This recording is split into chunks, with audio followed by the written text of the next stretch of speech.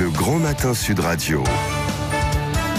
Le petit déjeuner politique. 7h44, merci d'être avec nous. Nous sommes ce matin pour le petit déjeuner politique avec Jacqueline Gourault, qui est ministre de la Cohésion des Territoires et des Relations avec les collectivités territoriales. Oui, bonjour Jacqueline Gourault. Bonjour. On va parler dans un instant des congrès. Vous allez assister à la fois à les petites villes et avec les maires ruraux. Mais tout d'abord, est-ce qu'il n'y a pas un geste à faire face à la hausse annoncée des prix de l'essence ?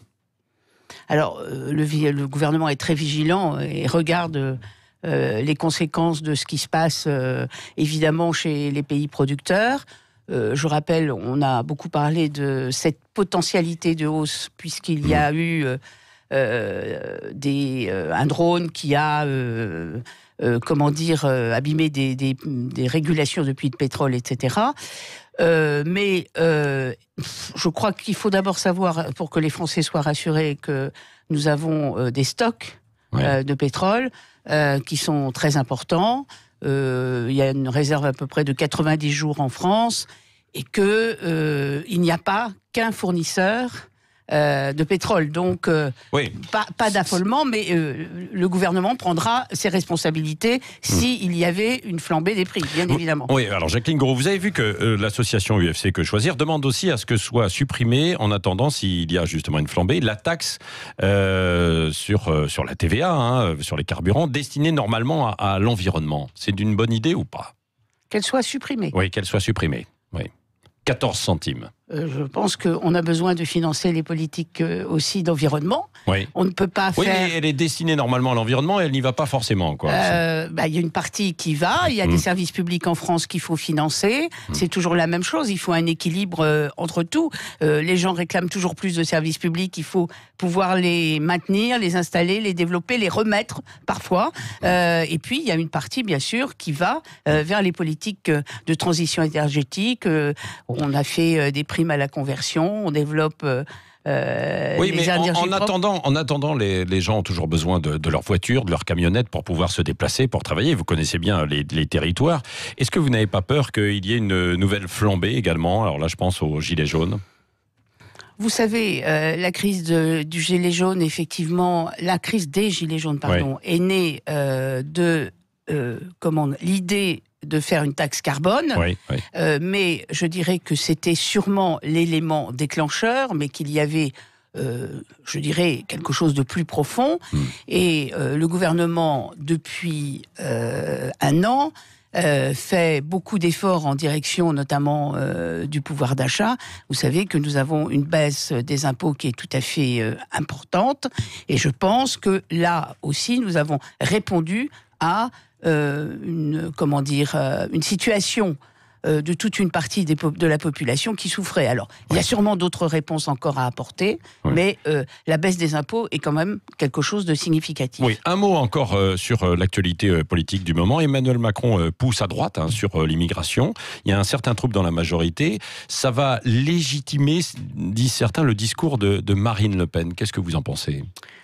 Oui. Et alors, quand vous dites Emmanuel Macron pousse à droite, au fond, est-ce que le phénomène de l'immigration, c'est un phénomène qui doit être qualifié politiquement ? C'est un fait. Oui, bien sûr. C'est un fait. Non, mais alors, après, c'est sur les prises de décision. Ce qu'on peut dire par rapport à ce que votre expression, c'est que pendant longtemps, la gauche qui a été au pouvoir a nié le phénomène de l'immigration.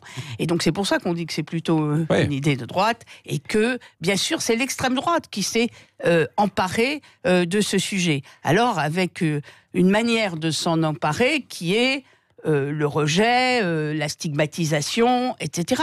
Mais il y a aussi moyen, je dirais, de regarder les choses en face et d'essayer d'apporter des réponses. Alors bien évidemment, la France est un pays d'accueil, la France a un droit d'asile, c'est quelque chose de inaliénable. Mais en même temps, on voit bien qu'il y a des migrations dites, entre guillemets, économiques, qui doivent peut-être être mieux régulées. Oui, c'est ça. Donc il faut être plus ferme face à cette immigration. Je veux dire, il faut penser... Donc vous applaudissez le discours d'Emmanuel Macron. En tout cas, je pense qu'effectivement, on ne peut pas mettre sous le tapis le sujet de l'immigration. Bon, donc il a raison, le président. de mettre sur la table. Alors, fin de semaine chargée pour les territoires, parce qu'à 6 mois des municipales, vous allez assister demain au congrès de l'Association des petites villes de France, à Uzès dans le Gard. Vendredi, vous serez dans le Nord au congrès de l'Association des maires ruraux de France. Les petits maires attendent des mesures. Et aujourd'hui, je vais fortes. à France-Urbaine. Et aujourd'hui à France-Urbaine. Qui est à Paris, donc ça fait moins de déplacements. Oui, alors sur tous les territoires. La revitalisation des centres-villes, est-ce que vous allez passer à des annonces? Oui. Quelles annonces? Vous savez que nous avons déjà lancé, et mon prédécesseur Jacques Mézard l'avait fait, tout un plan sur qu'on appelle cœur de ville en direction des villes moyennes. Oui. Mais il y a aussi en France ce que j'appelle moi, alors on me dit que c'est pas très joli, mais des petites villes qui font centralité, comme je dis, c'est-à-dire dans la ruralité. Et là, on revient à la question que vous me posiez tout à l'heure sur les gilets jaunes.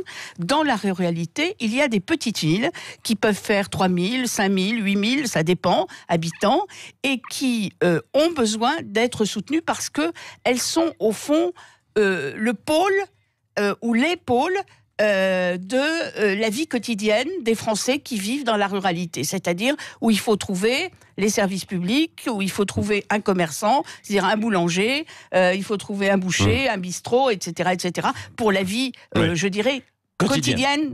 Voilà. Et c'est ça qui est très important. Et nous allons donc aider, en particulier les villes qui, effectivement, ont besoin d'être aidées parce qu'elles ont beaucoup souffert, qu'il y a eu des migrations de population, qu'il y a eu... Comment on peut les aider? C'est difficile. On sait que il y a des grandes... Dans ces villes moyennes, ces petites villes de 5-8 000 habitants, il y a toujours une grande surface et tout le monde va à la grande surface en fait, du coin et va beaucoup moins dans les commerces du centre-ville, non, Jacqueline Gouraud? Oui, alors là je vous parle de villes qui n'ont pas forcément de grandes surfaces. C'est-à-dire qu'on est... des moyennes surfaces. Et donc il faut aider et soutenir ou remettre en place des commerces de proximité. Il y a aussi un autre sujet qui est très important, c'est le logement. Vous avez beaucoup de petites villes qui ont des logements dégradés, qui ont besoin d'être rénovés, et l'État va faire un effort considérable au travers d'une de ces agences qui s'appelle l'ANA, l'Agence nationale de l'amélioration de l'habitat, avec des aides aussi de la Caisse de dépôt et consignation pour encourager... Est-ce qu'il y a une enveloppe précise de prévue pour tout ça, pour le logement et pour les commerces? Nous sommes en train de monter cette politique, donc je ne peux pas vous faire une annonce.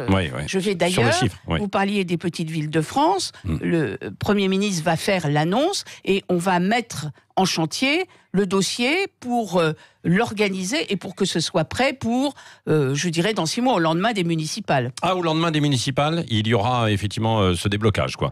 Oui, ça sera prêt. Ah oui, non mais alors l'installation des maisons France Service, ça avait été une des grandes promesses du président pendant le débat. On en est où?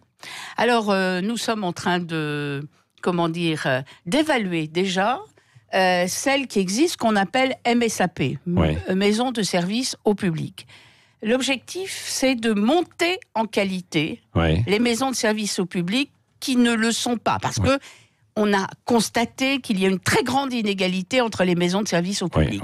Et ce que veut le président de la République, c'est qu'on soit, quand on pousse la porte d'une maison qui s'appellera France Service, qu'on trouve, je dirais, un service public très solide qui comporte au moins une dizaine d'opérateurs, du ministère et opérateurs de l'État. De quoi, les impôts jusqu'à...